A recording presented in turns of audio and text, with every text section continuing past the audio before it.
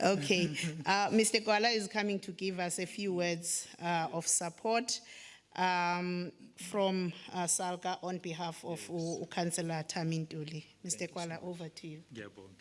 Sorry to cut you. Thank you so much. Program Director Ngiyabonga, you know, it's a bit to all of you who are in the front here. You know me, no need to. Let me begin by acknowledging the presence of the MEC, Honorable MEC. Thank you so much. The leadership from the COCTA and Treasury, I greet you all, and I specifically want to thank CIGFARO for this opportunity. To talk to young people is a privilege, one I don't take lightly at all. And when the chair indicated that he could not make it due to IDP processes happening in Umlalazi, he stressed it quite a lot with me that talking to young people is actually a privilege. You get to talk to someone that will most probably outlive you. And that is a huge, huge thing. So our chairperson is the mayor of King Cetshwayo at the moment, and under that district, they are busy with IDP processes. So you'll forgive him. He would have loved to have been here.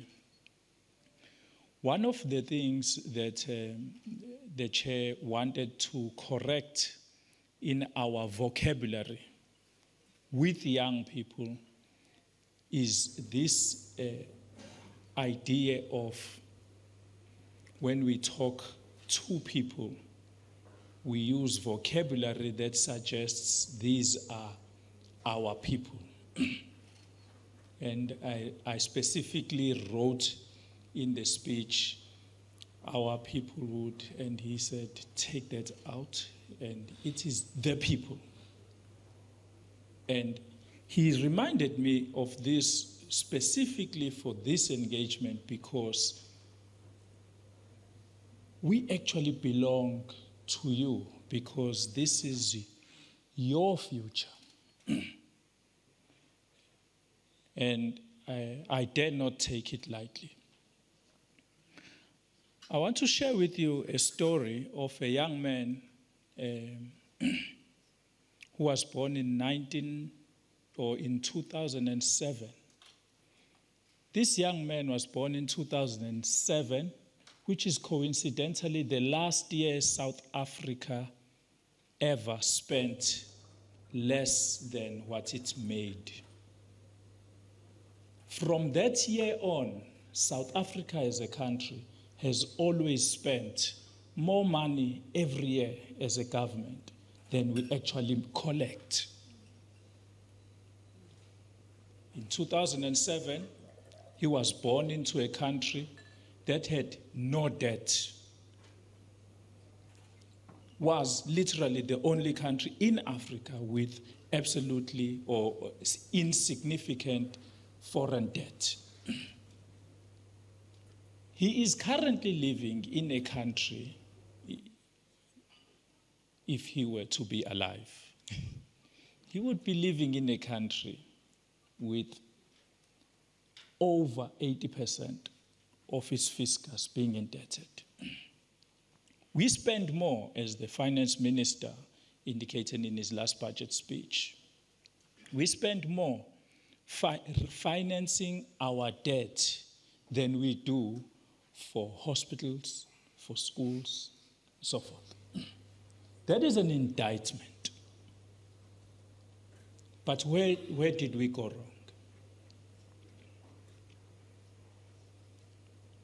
I want to stress something important that I think maybe you will take with you.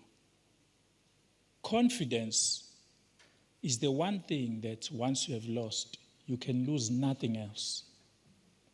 And I urge all of you to have confidence. What has happened between that time and now is that the one with the skill has lost confidence. When we lose confidence, we can lose nothing else.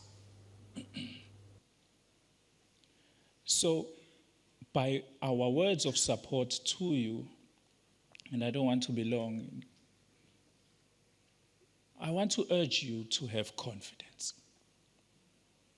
Only when I was at university, only 3% of South Africans had a tertiary education. Only 3%. And the professor said to me, "What article have you ever written?" And I said, "None." He said, "You are one of only 3% of South Africans who have a tertiary education and you've written nothing." Now that figure stands at 7%. Only 7% of South Africans have a tertiary education. You are still one of very few and privileged people in this country to actually have something. And I urge you to not lose confidence. It is only when you put yourself out there, as the previous speaker indicated, when you write, that you expose what you have. And I encourage you to write. If we do not lose confidence, I believe we will see articles coming out of people in this room. We will see documents of significance detailing the story of South Africa coming out of this room. And I look forward to seeing those and reflecting on those. The days of people like myself talking to people like you must come to an end. It must begin to be people like yourselves talking to people like us. And we need that.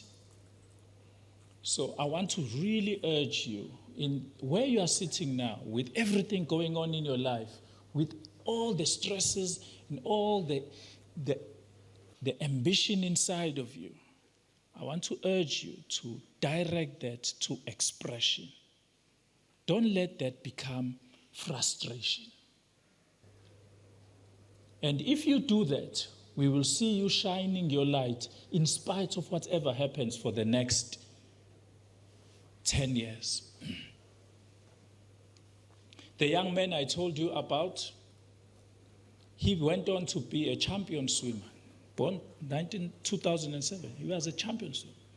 And then when he got to high school, he lost confidence in his swimming abilities. He began to wane. And when he lost confidence, he started getting into petty fights about petty things. Before he knew it, couldn't even recognize that this was a swimmer. I don't want to look back one day and see similar things from people here. That ambition being almost unrecognizable. You can no longer recognize it. And so I urge all of us to nurture these young people that we see here today with a sense of duty and stewardship. Because if we do so, we will honor the fact that we actually belong to them. And these are the people. Thank you very much.